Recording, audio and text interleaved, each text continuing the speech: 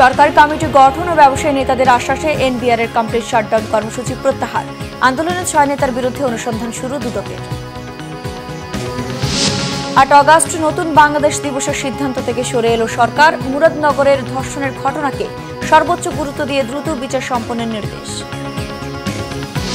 মুরাদনগরে প্রবাসী স্ত্রী ধর্ষক ফজর আলী ঢাকায় গ্রেফতার। মামলা তদন্তের অগ্রগতি 15 দিনের মধ্যে হাইকোর্টকে জানানোর নির্দেশ। সংখ্যানুপাতিকের দাবি তুলে নির্বাচন পেছানোর ষড়যন্ত্র সহ্য করা হবে না, হুঁশিয়ারি বিএনপি। মির্জা আব্বাস বললেন, দেশের মানুষ প্রচলিত ব্যবস্থায় অভ্যস্ত।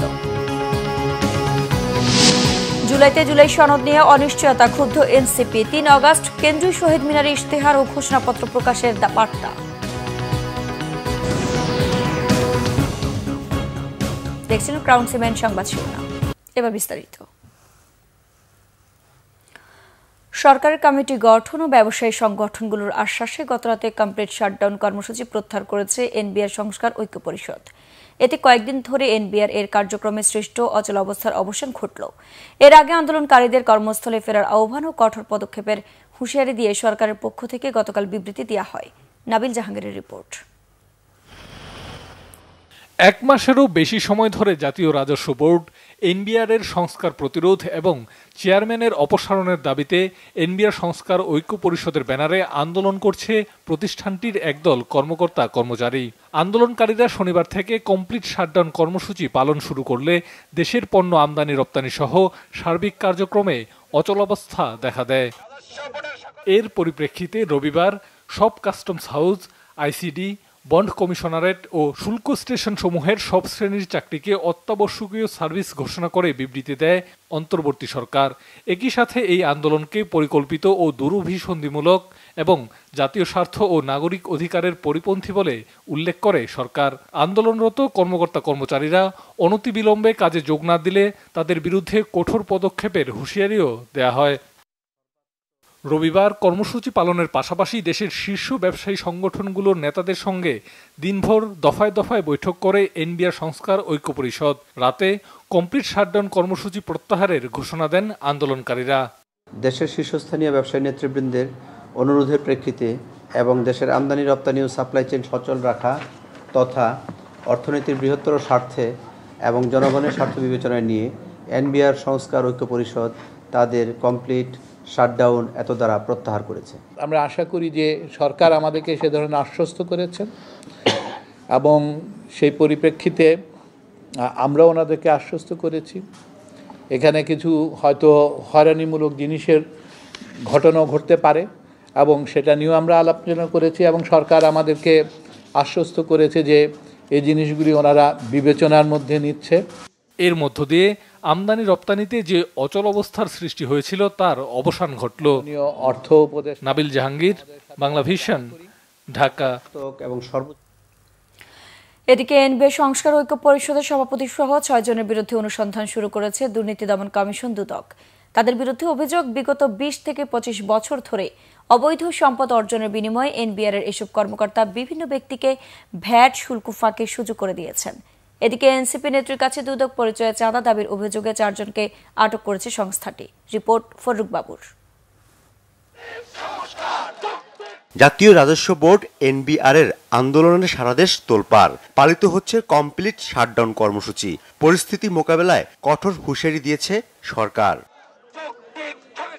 এমন এক প্রেক্ষাপটে এনবিআর সংস্কার ঐক্য পরিষদের সভাপতি ও অতিরিক্ত কমিশনার হাসান তারেক রিকাবদার, এনবিআর সদস্য AKM বদিউল আলম সহ 6 কর্মকর্তার বিরুদ্ধে অনুসন্ধান শুরু করেছে দুদক। অবশ্য দুদকের দাবি, আন্দোলনের সাথে অনুসন্ধানের কোনো সম্পৃক্ততা নেই। দুর্নীতি, স্বজনপ্রীতি এবং অনিয়মের মাধ্যমে জ্ঞাত আয় বহির্ভূত সম্পদ অর্জনের প্রেক্ষিতে বর্ণিত 6 জন কর্মকর্তার বিরুদ্ধে অনুসন্ধানের সিদ্ধান্ত গৃহীত হয়েছে। এদিকে এনসিপি নেত্রী মাহমুদা মিতার কাছে দুদক কর্মকর্তা পরিচয়ে চাঁদা দাবি করা 4 জনকে আটক করা হয়েছে। তাদের থেকে জব্দ করা হয়েছে বিভিন্ন গণমাধ্যমের পরিচয়পত্র, ক্যামেরা, মাইক্রোফোন, 23টি সিম কার্ড সহ মোবাইল ফোন। পুলিশ সুপার পদমর্যাদার একজন পরিচালকের নেতৃত্বে 5 সদস্য বিশিষ্ট একটি অনুসন্ধান কমিটি গঠন করা হয়। তারই প্রেক্ষিতে পুলিশ, র্যাব ও অন্যান্য আইনশৃঙ্খলা রক্ষাকারী বাহিনীর সহায়তায় গত রাতে প্রতারক চক্রটিকে শনাক্ত করে চক্রের মূল হোতা মোহাম্মদ সেলিম সহ 4 জনকে গ্রেপ্তার করা হয়েছে। দুদকের নামে কেউ চাঁদা দাবি করলে 106 নম্বরে ফোন করে তথ্য দেওয়ার আহ্বান জানিয়েছেন দুদক মহাপরিচালক। ফররুখ বাবু, বাংলা ভিশন, ঢাকা। 8 আগস্ট নতুন বাংলাদেশ দিবস পালনের সিদ্ধান্ত থেকে সরে এসেছে সরকার। উপদেষ্টা পরিষদের বৈঠকে 16 জুলাই শহীদ দিবস হিসেবে পালনের সিদ্ধান্ত নেওয়া হয়েছে। আর 5 আগস্ট পালিত হবে গণ অভ্যুত্থান দিবস। এছাড়া ভুয়া ও হয়রানিমূলক মামলা এবং মামলা বাণিজ্য বন্ধে সিআরপিসি পরিবর্তনে অনুমোদন দিয়েছে উপদেষ্টা পরিষদ। আর মুরাদনগরের ধর্ষণের ঘটনার সর্বোচ্চ গুরুত্ব দিয়ে দ্রুত সময়ের মধ্যে বিচার কাজ শেষ করার নির্দেশ দিয়েছেন সরকার। রিপোর্ট সৈয়দ আব্দুল মুহিতের। রবিবার রাজধানীর তেজগাঁওয়ে প্রধান উপদেষ্টার কার্যালয়ে অনুষ্ঠিত হয় উপদেষ্টা পরিষদের বৈঠক।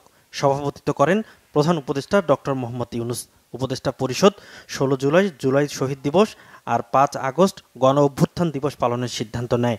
8 আগস্ট নতুন বাংলাদেশ দিবস পালন না করার সিদ্ধান্ত নেয় বৈঠকে। পরে ব্রিফিংয়ে আইন উপদেষ্টা ডক্টর আসিফ নজরুল জানান, কোনো প্রমাণ না থাকলে হত্যা মামলার প্রাথমিক পর্যায়েই আসামিকে অব্যাহতি দিতে পারবে আদালত। যেই সমস্ত মামলায় আপনার গ্রেফতার বাণিজ্য বা মামলা বাণিজ্য হচ্ছে, অসংখ্য লোককে আসামি করা হচ্ছে এবং যাদের বিরুদ্ধে প্রিলিমিনারি রিপোর্টে, পুলিশের প্রাথমিক রিপোর্টে কোনো রকম এভিডেন্স পাওয়া যাবে না, তাদেরকে আদালত প্রাথমিক স্টেজে, প্রি ট্রায়াল স্টেজে বিচার শুরু করার আগে ডিসচার্জ করে দিতে পারবেন। এছাড়াও জুলাই গণঅভ্যুত্থানের মামলা পরিচালনার সহযোগিতার স্বার্থে ঢাকায় আগামী 3 বছরের জন্য জাতিসংঘের মানবাধিকার বিষয়ক অফিস করার সিদ্ধান্ত অনুমোদন দিয়েছে উপদেষ্টা পরিষদ। সিএইচআর মিশনের একটা অফিস বাংলাদেশে হবে, এই লক্ষ্যে ওনারা আলোচনা করছিলেন। তো এই আলোচনা একটা উল্লেখযোগ্য অগ্রগতি হয়েছে। আমরা যে ড্রাফট এমওইউ বা সমঝোতা স্মারক, সেটা আজকে মন্ত্রী পরিষদের সভায় নীতিগতভাবে অনুমোদিত হয়েছে। এটা অফিসটা হবে প্রাথমিকভাবে 3 বছরের জন্য। আইন উপদেষ্টা ব্রিফিংয়ে জানান, কুমিল্লার মুরাদনগরে ধর্ষণের ঘটনায় সবাইকে এরই মধ্যে গ্রেপ্তার করা হয়েছে। মুরাদনগরে যে জঘন্য আপনার ধর্ষণের ঘটনা ঘটেছে, সেটা আমরা বাংলাদেশের যে কোনো সাধারণ নাগরিকের মতো আমরা সবাই মর্মাহত, ক্ষুব্ধ। এটা আমরা সর্বোচ্চ গুরুত্ব দিয়ে এই ঘটনার বিচার করব, এটা আমরা বদ্ধপরিকর। সৈয়দ আব্দুল মুহিত, বাংলা ভিশন, ঢাকা। কুমিল্লার মুরাদনগরে প্রবাসীর স্ত্রীকে ধর্ষণ মামলার প্রধান আসামি ফজর আলী সহ 5 জনকে গ্রেফতার করেছে পুলিশ। রবিবার ভোরে ঢাকা সাইদাবাদ এলাকা থেকে ফজর আলীকে গ্রেফতার করা হয়। বিষয়টি নিশ্চিত করেছেন কুমিল্লার এসপি নাজির আহমেদ খান। এর আগে ধর্ষণের পর সামাজিক মাধ্যমে ভিডিও ছড়িয়ে দেওয়ার অভিযোগে অনিক, সুমন, রমজান ও বাবুকে গ্রেফতার করেছে পুলিশ। মামলার প্রধান আসামি ফজর আলী সহ এদের সবার বাড়ি মুরাদনগরের 5 কিত্তা এলাকায়। স্থানীয়রা জানান, 26 জুন রাতে রামচন্দ্রপুর 5 কিত্তা গ্রামের এক প্রবাসীর স্ত্রীকে ধর্ষণের অভিযোগ ওঠে ফজর আলীর বিরুদ্ধে। এই ঘটনায় স্থানীয়দের হাতে মারধরের শিকার হয় সেই। পরে আহত ফজর আলী সেখান থেকে পালিয়ে যায়। শুক্রবার ফজর আলীকে প্রধান আসামি করে মামলা করেন ভুক্তভোগী নারী। স্থানীয়রা বলছেন, ফজর আলীর আওয়ামীপন্থী স্থানীয় ইউপি চেয়ারম্যানের সাথে ঘনিষ্ঠতা রয়েছে। সচেতন সমাজে দৃষ্টান্তমূলক বিচার দাবি করেছে। এদিকে কুমিল্লার মুরাদনগরে সংঘটিত ধর্ষণের ঘটনায় সামাজিক যোগাযোগ মাধ্যমে ছড়িয়ে পড়া ভিডিও নিয়ে কঠোর নির্দেশনা দিয়েছে হাইকোর্ট। ভিডিও সরাতে বলা হয়েছে 24 ঘন্টার মধ্যে। রবিবার দুপুরে বিচারপতি ফাহমিদা কাদের ও বিচারপতি সৈয়দ মনসুর আলমের বেঞ্চ এই আদেশ দেয়। এর আগে নির্যাতিতা ওই নারীর সুরক্ষা নিশ্চিত, ক্ষতিপূরণ এবং সামাজিক যোগাযোগ মাধ্যমে ছড়িয়ে পড়া ছবি ও ভিডিও অপসারণের বিষয়ে রিট করেন আইনজীবী মীর এম নুরুন নবী। এই ঘটনায় থানায় মামলা হওয়ায় মামলা তার গতিতেই চলবে উল্লেখ করে ধর্ষণের শিকার নারীকে পর্যাপ্ত নিরাপত্তা ও চিকিৎসা দেওয়ার নির্দেশ দেয় আদালত। এছাড়া হাইকোর্টকে 15 দিনের মধ্যে মামলা তদন্তের অগ্রগতি জানাতে বলা হয়েছে। বিএনপি স্থায়ী কমিটির সদস্য মির্জা আব্বাস বলেছেন, দেশের মানুষ প্রচলিত নির্বাচন ব্যবস্থায় অভ্যস্ত, তাই সংখ্যানুপাতিক নির্বাচন চেয়ে ত্রয়োদশ জাতীয় সংসদ নির্বাচন পেছানোর ষড়যন্ত্র সফল হবে না। কুমিল্লার মুরাদনগরে প্রবাসীর স্ত্রীকে ধর্ষণের ঘটনায় বিএনপি জড়িত নয় জানিয়ে বিএনপি আরেক নেতা রুহুল কবির রিজভী বলেন, বিএনপিকে নিয়ে অপপ্রচারে লিপ্ত একটি মহল। রাজধানীতে পৃথক 2 অনুষ্ঠানে এসব কথা বলেন তারা। আরও জানাচ্ছেন মোবাশ্বের আহমদ।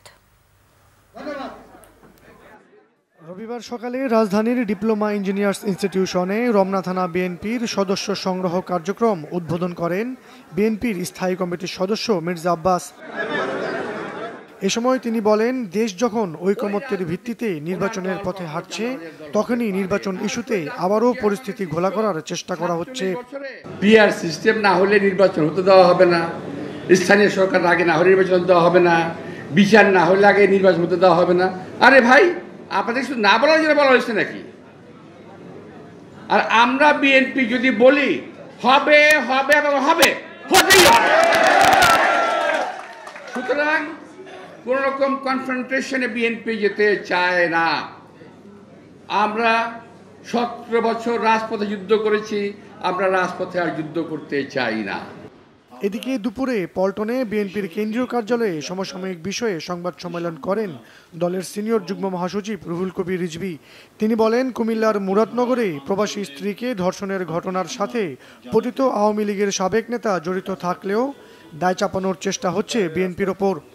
মানে রাষ্ট্র ক্ষমতার জোরে মিডিয়াকে কবজায় নিয়ে যেভাবে অপপ্রচার চালিয়েছে, সেই অপপ্রচার এখন তারা গোপনেও তাদের টাকা দিয়ে, তাদের অস্ত্র দিয়ে তারা চালিয়ে যাচ্ছে। যার প্রমাণ হচ্ছে প্রধানমন্ত্রী দেখলাম যে সেটা করেছে আওয়ামী লীগের একজন নেতা একটি হিন্দু পরিবারে গিয়ে যে অপকর্মটি করেছে, আমার বলতেও সেটা ঘৃণা লাগছে, সেটা আমাদের দলের নামে চাপিয়ে দেওয়ার চেষ্টা করছে।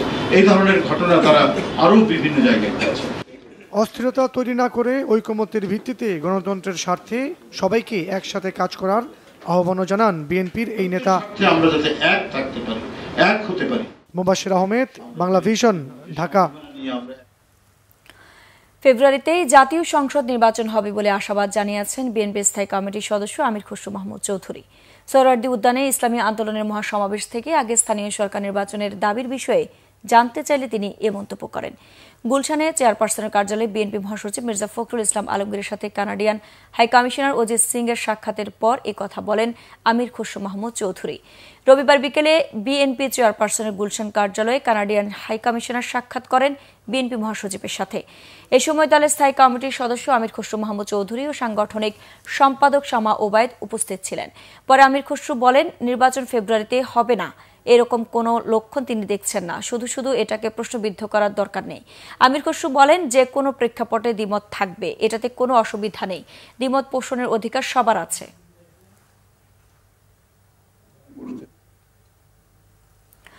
বেশিরভাগ দল চাইলেও সাংবিধানিক ও সংবিধিবদ্ধ সংস্কার নিয়োগ কমিটির পক্ষে নয় বিএনপি।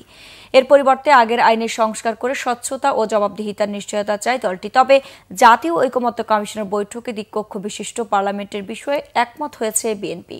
এদিকে জাতীয় নাগরিক পার্টি এনসিপির অভিযোগ, বিএনপি সহ দুই একটি দলের কারণে আটকে আছে জুলাই অভ্যুত্থানের জন আকাঙ্ক্ষার সংস্কার। রিপোর্ট শুভ মাহফুজের।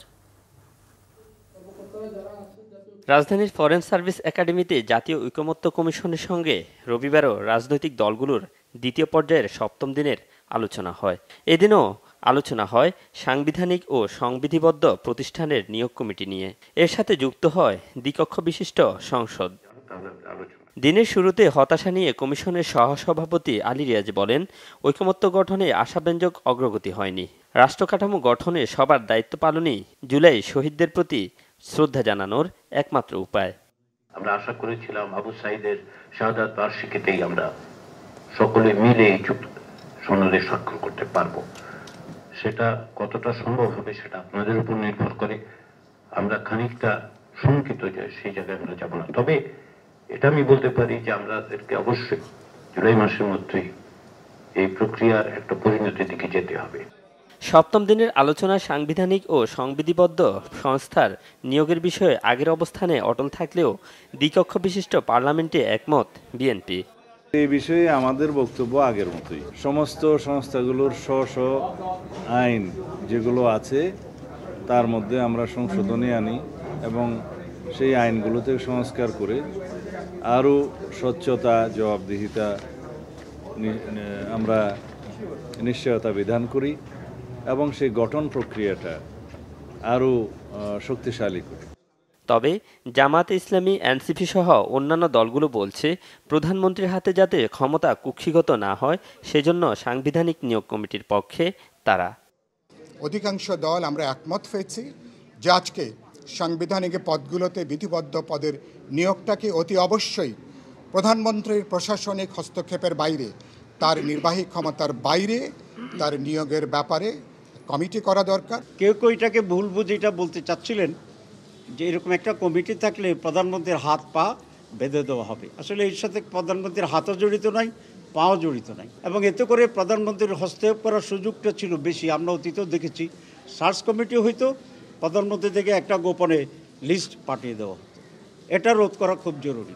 বড় 1-2টা দল এবং আরও তার সাথে যারা অ্যাসোসিয়েশন আছেন তারা ছাড়া বাকিরা সবাই একমত হয়েছে। তাই কমিশনের পক্ষ থেকে প্রস্তাব করা হয়েছে আজকে যে আপনারা আরেকবার ভেবে দেখতে পারেন কিনা জাতীয় স্বার্থে সংবিধিবদ্ধ প্রতিষ্ঠানগুলোতে তাদের ইচ্ছা মতো মর্জি মতো দলান্ত ব্যক্তিদেরকে নিয়োগ দেবে, তাদের মতো করে সেই প্রতিষ্ঠানগুলোকে ব্যবহার করবে, বিরোধী মতকে দমন করবে এবং বাংলাদেশে সরকারের জবাবদিহিতার জায়গাকে নিশ্চিত হতে দেবে না, এমন পরিস্থিতি বাংলাদেশে যারা তৈরি করতে চাচ্ছে তাদের সঙ্গে বাংলাদেশের আপামর জনতার কোনো সংযোগ নেই। তাদের সঙ্গে আপামর জনতা কোনোভাবেই একাত্ম হতে পারে না। এ নিয়ে আরেকটি দিন সংস্কার আলোচনায় সিদ্ধান্তহীনতায় কাটল। সংস্কার নিয়ে সব দল আন্তরিকতার কথা বললেও বাস্তবতা ভিন্ন। এখন পর্যন্ত কমিশনের বেশিরভাগ সিদ্ধান্তে ঐকমত্যে আসতে পারেনি কেউই। শুভ মাহফুজ, বাংলা ভিশন, ঢাকা। জুলাই গণ অভ্যুত্থানের বর্ষপূর্তি উপলক্ষে ৩৬ দিনের কর্মসূচি ঘোষণা করেছে জাতীয় নাগরিক পার্টি এনসিপি। দলটির আহ্বায়ক নাহিদ ইসলাম গতকাল বলেছেন, জুলাই ঘোষণাপত্র প্রকাশে অন্তর্বর্তী সরকার ব্যর্থ হয়েছে। এ কারণে আগামী ৩ আগস্ট কেন্দ্রীয় শহীদ মিনারের ছাত্র জনতার উপস্থিতিতে জুলাইয়ের ইশতেহার ও ঘোষণাপত্র প্রকাশের সিদ্ধান্ত নিয়েছে এনসিপি। রিপোর্ট ফররুক বাবুর। জুলাই গণ অভ্যুত্থানের সূচনা দিন ১ জুলাই থেকে দেশ গড়তে পদযাত্রা করবে এনসিপি। শহীদ আবু সাইদের কবর জিয়ারতের মধ্য দিয়ে দেশের প্রতিটি জেলায় পদযাত্রার কর্মসূচি নিয়েছে দলটি। জুলাই বিপ্লবের বছর পূর্তি উপলক্ষে এনসিপির কেন্দ্রীয় কার্যালয়ে মাসব্যাপী কর্মসূচি পালনের তথ্য জানাতে সংবাদ সম্মেলনের আয়োজন করা হয়। দলটির আহ্বায়ক নাহিদ ইসলাম জানান, ১ জুলাই থেকে দেশ গড়তে সারা দেশে জুলাই পদযাত্রা শুরু হবে। তারা ১৬ জুলাই বৈষম্য বিরোধী শহীদ দিবস পালন করবে। জুলাই ঘোষণাপত্র দিতে সরকারের ব্যর্থতা সামনে এনে দলের আহ্বায়ক নাহিদ ইসলাম জানান, শেখ হাসিনার পদত্যাগের ১ দফার ঘোষণার দিন ৩রা আগস্ট কেন্দ্রীয় শহীদ মিনারে জুলাই বিপ্লবের ঘোষণাপত্র ও ইশতেহার পাঠ করা হবে, আর ৫ আগস্ট উদযাপন করবে ছাত্র জনতার মুক্তি দিবস। সরকার যেহেতু ব্যর্থ হয়েছে, আমরা কারো উপর নির্ভরশীল নই।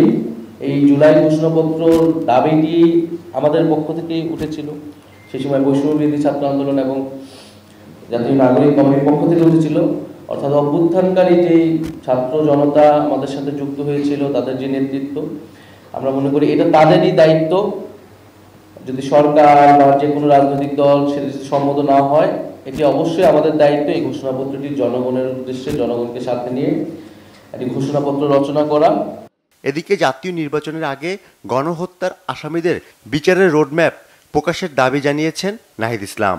বলেন, পরবর্তী সরকার বিচার প্রক্রিয়া কিভাবে চালাবে তার পরিষ্কার বার্তা থাকতে হবে। এই বিচার কতদিনে শেষ হবে, কোন প্রক্রিয়া শেষ হবে এবং পরবর্তীতে যারাই সরকারে থাকবে এই বিচার শেষ করতে তারা দায়বদ্ধ থাকবে, এরকম কমিটমেন্ট লাগবে। জুলাই সনদেও যে বিচারের রোডম্যাপের বিষয়টি সেটি আসলে থাকতে হবে, এই দাবি কিন্তু আমরা বলে আসছি। ফররুক বাবু, বাংলা ভিশন, ঢাকা। রাজধানীর চানখারপুলে ৬ জনকে হত্যার ঘটনায় মানবতা বিরোধী অপরাধের মামলার অভিযোগ গঠনের শুনানি শুরু হয়েছে। জুলাই আগস্টের প্রথম মামলা হিসেবে সাবেক ডিএমপি কমিশনার হাবিবুর রহমান হাবিব সহ ৮ আসামির বিচার প্রক্রিয়া শুরু হলো। রবিবার রাষ্ট্রপক্ষের শুনানি শেষ হলেও আসামি পক্ষের শুনানির দিন ধার্য করা হয়েছে ৩ জুলাই। গত বছরের ৫ আগস্ট রাজধানীর চানখারপুলের ৬ জনকে হত্যায় সাবেক ডিএমপি কমিশনার হাবিবুর রহমান হাবিব সহ ৮ জনের অভিযোগ গঠনের আবেদন করে প্রসিকিউশন। শুনানিতে বলা হয়, সে সময় ডিএমপি কমিশনার সহ ঊর্ধ্বতন আসামিদের নির্দেশে চানখারপুলে ৬ জনকে গুলি করে হত্যা করা হয়।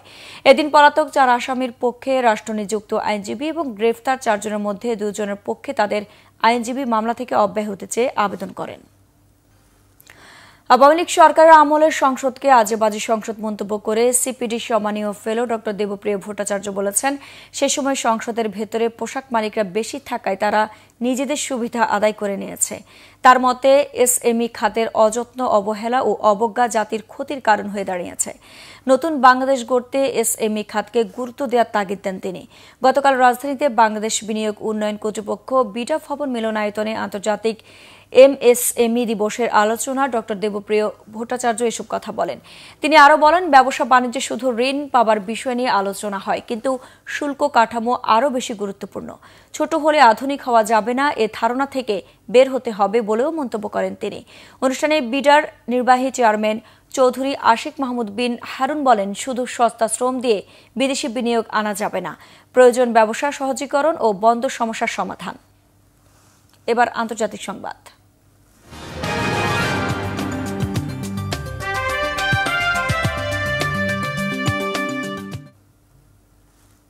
আন্তর্জাতিক প্রসঙ্গ। ইসরায়েল ও গাজা নিয়ে মার্কিন প্রেসিডেন্ট ডোনাল্ড ট্রাম্পের হস্তক্ষেপ পছন্দ করছে না ইসরায়েলিরা।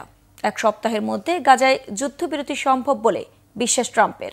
আবারও ইসরায়েলের প্রধানমন্ত্রী নেতানিয়াহুর দুর্নীতির বিচার নিয়ে প্রসিকিউটরদের সমালোচনা করেছেন তিনি। ইসরায়েলরা বলছে, তাদের অভ্যন্তরীণ সমস্যা তারা নিজেরাই সমাধান করবে, ট্রাম্পের নাক গলানোর প্রয়োজন নেই। এদিকে নতুন করে হামাসের সাথে সংঘাতে জড়ানোর আগে ফিলিস্তিনিদের উত্তর গাজা খালি করার নির্দেশ দিয়েছে ইসরায়েলি বাহিনী। শহীদ আরাফাতের ডেস্ক রিপোর্ট। গাজায় যুদ্ধবিরতি বাস্তবায়নে মার্কিন প্রেসিডেন্ট ডোনাল্ড ট্রাম্পের নাক গলানোর বিষয়টি পছন্দ করছে না খোদ ইসরায়েলিরা। এমনকি ইসরায়েলের প্রধানমন্ত্রী বেনিয়ামিন নেতানিয়াহুর প্রতি ট্রাম্পের সমর্থনকেও পছন্দ করছে না জায়নবাদী গোষ্ঠী। ইসরায়েলিরা বলছে, দুর্নীতি ইস্যুতে নেতানিয়াহু দোষ করে থাকলে শাস্তি পাবে, দোষ না করে থাকলে খালাস পাবে। এ বিষয়ে ট্রাম্পের হস্তক্ষেপের প্রয়োজন নেই। প্রেসিডেন্ট ট্রাম্প সবসময় ইসরায়েলের পাশে ছিল, কিন্তু তার মানে এই না ইসরায়েলের অভ্যন্তরীণ বিষয় নিয়ে তিনি নাক গলাবেন।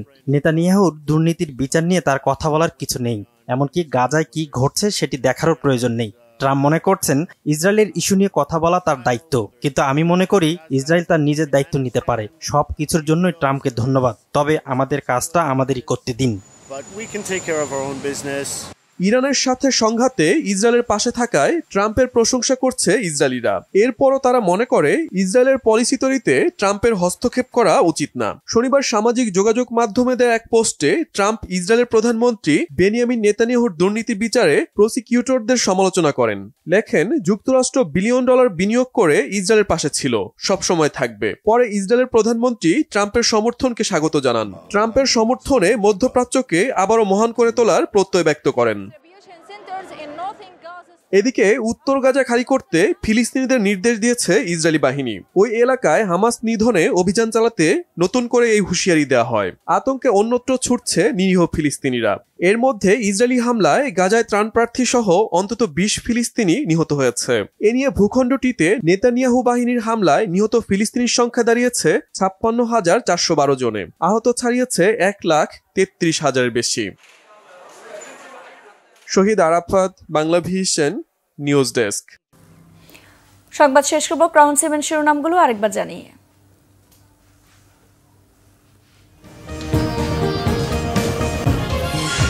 সরকারি কমিটি গঠন ও ব্যবসায়ী নেতাদের আশ্বাসে এনবিআর এর কমপ্লিট শাটডাউন কর্মসূচি প্রত্যাহার।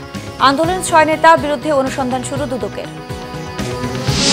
8 আগস্ট নতুন বাংলাদেশ দিবসের সিদ্ধান্ত থেকে সরে এলো সরকার। মুরাদনগরের ধর্ষণের ঘটনাকে সর্বোচ্চ গুরুত্ব দিয়ে দ্রুত বিচার সম্পন্নের নির্দেশ। মুরাদনগরে প্রবাসী স্ত্রী ধর্ষক ফজর আলী ঢাকায় গ্রেফতার। মামলার তদন্তের অগ্রগতি 15 দিনের মধ্যে হাইকোর্টকে জানানোর নির্দেশ। সংখ্যানুপাতিকের দাবি তুলে নির্বাচন পেছানোর ষড়যন্ত্র সহ্য করা হবে না, হুঁশিয়ারি বিএনপির। মির্জা আব্বাস বললেন, দেশের মানুষ প্রচলিত ব্যবস্থায় অভ্যস্ত। জুলাইতে জুলাই সনদ নিয়ে অনিশ্চয়তা, ক্ষুব্ধ এনসিপি। 3 আগস্ট কেন্দ্রীয় শহীদ মিনারে ইশতেহার ও ঘোষণাপত্র প্রকাশের বার্তা।